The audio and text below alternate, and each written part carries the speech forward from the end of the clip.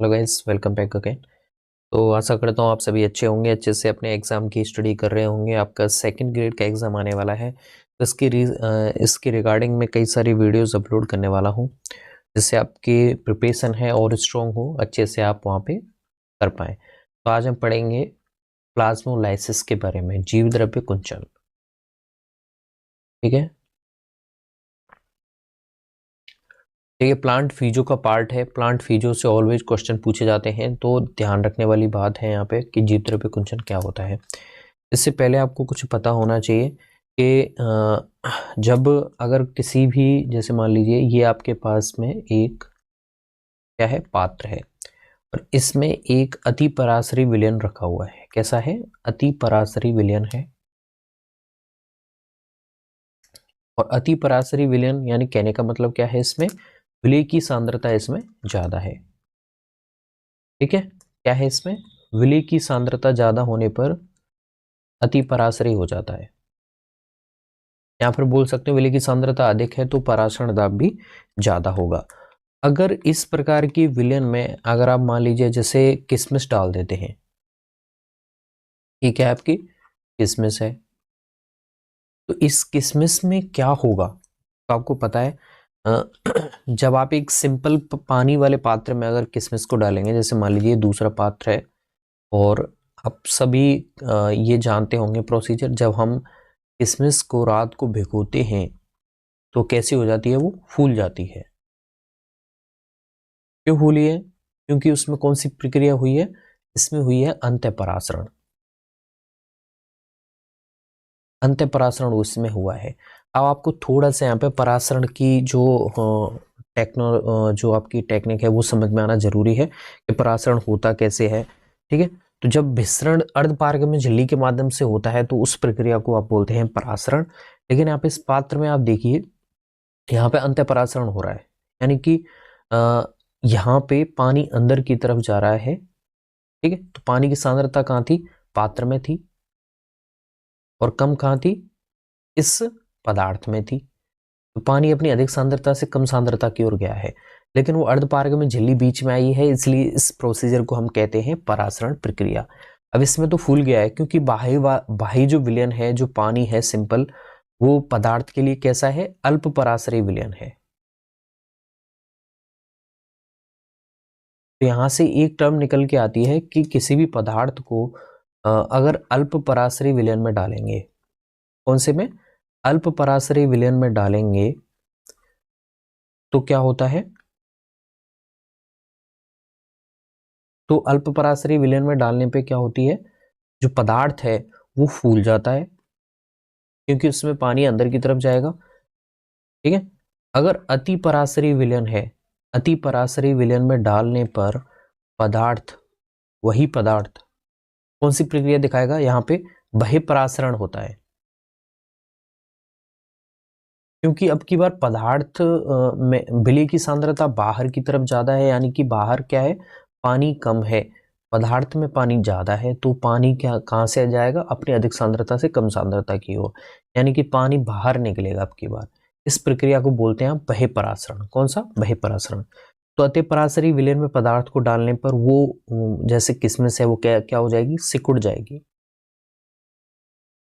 ठीक है, तो एक तो ये जो आपको फिनोमिना है, ये ध्यान रखना है कि अतिपराशरी विलयन में कोई पदार्थ डाला जाता है तो उसमें क्या होता है, अंतःपराशरण प्रक्रिया होगी, उसकी वजह से पानी अंदर आएगा और वो फूल जाती है, जबकि अतिपराशरी विलयन में डालने पर वह सिकुड़ जाती है। अगली पीस पे आते हैं, आप इसे कहीं पे लिखते चले। ठीक है, ओके। तो अब आते हैं हम हमारे नेक्स्ट मेन टॉपिक, जीव द्रव्य कुंचन। अब देखिए, प्लाज्मोलाइसिस को समझने के लिए आपको थोड़ा सा जो मैंने बेसिक बताया है वो समझ में आना जरूरी है कि अंतःपराशरण क्या होता है, बहिःपराशरण क्या होता है। हमेशा ध्यान रखना, अगर विलय की सांद्रता ज्यादा है तो पराशरण दाब भी ज्यादा होगा। इसके समानुपाती होता है विलय की सांद्रता।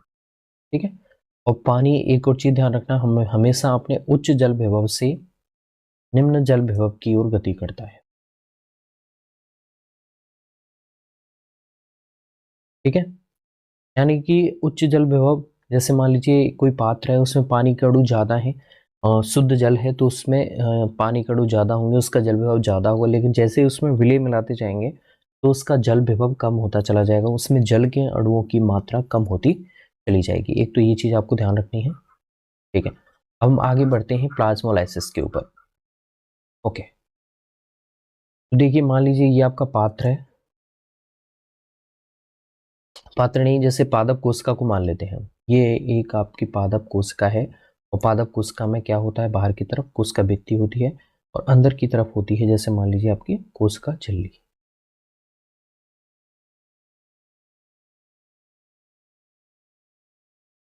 ये आपके मान लीजिए केंद्रक, बीच में क्या है, केंद्रक है, ये केंद्रक द्रव्य है, और ये कोशिका का जीव द्रव्य है, कोशिका द्रव्य जिसे हम बोलते हैं।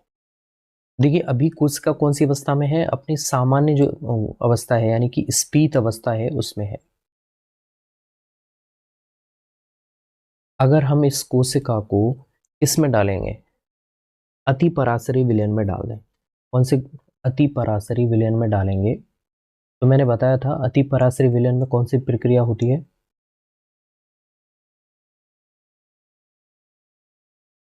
अति पराशरी विलयन में डालने पे बह्य परासरण होता है, और बह्य परासरण की वजह से पानी के जो अणु हैं वो बाहर की तरफ गति करते हैं विलयन में, उसकी वजह से कोशिका सिकुड़ती चली जाती है। तो यहाँ पे पहले इसमें 3 स्टेजेस दिखाई देंगी।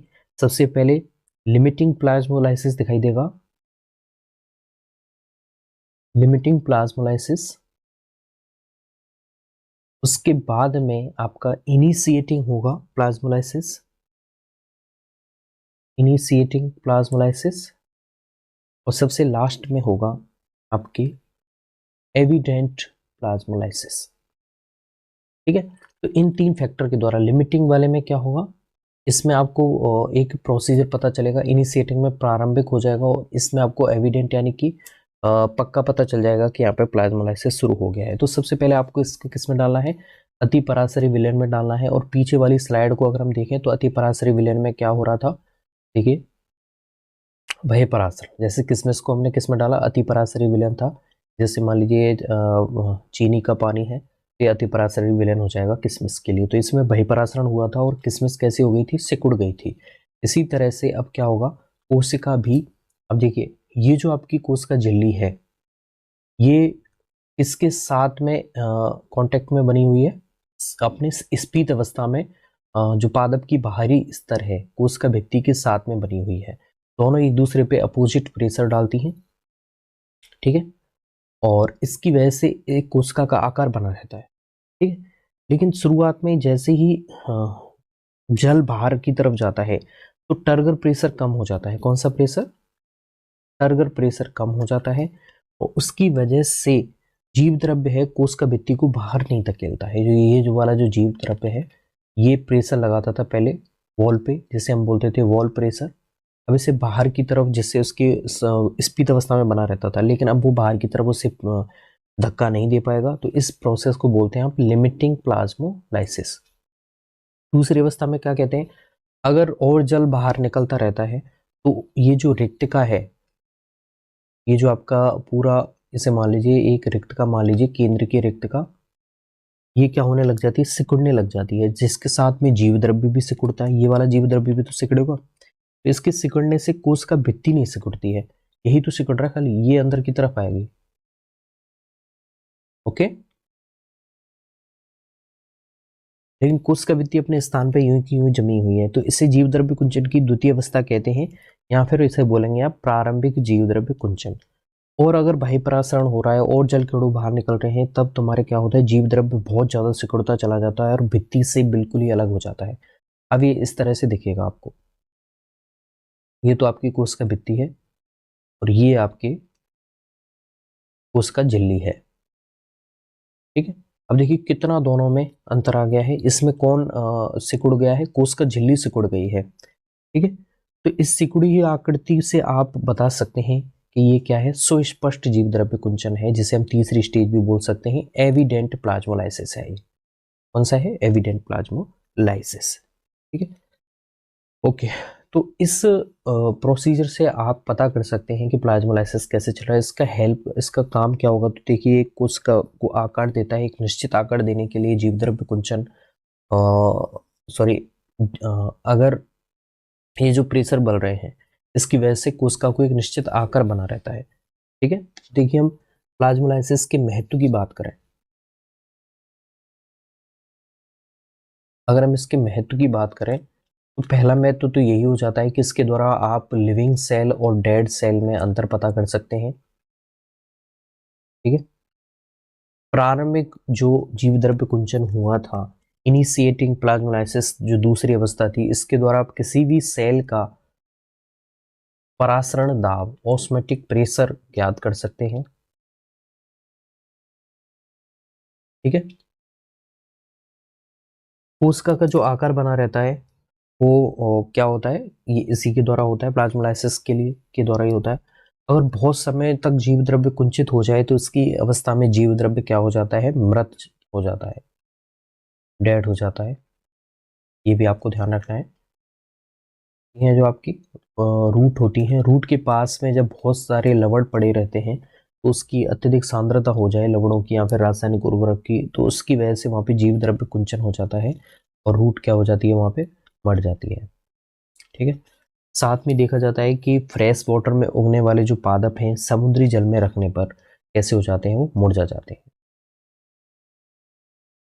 ये कुछ प्लाज्मोलाइसिस के क्या है, महत्व है जो आपको ध्यान रखना है। आई होप गाइस आपको प्लाज्मोलाइसिस अच्छे से समझ में आ गया होगा। इसके लिए आपको थोड़ा सा परासरण की जो मैंने फर्स्ट आपको जो स्लाइड बताई थी वो आपको ध्यान रखनी पड़ेगी, ये वाली। थैंक्स, मिलते हैं नई वीडियो में नई किसी टॉपिक के साथ। धन्यवाद।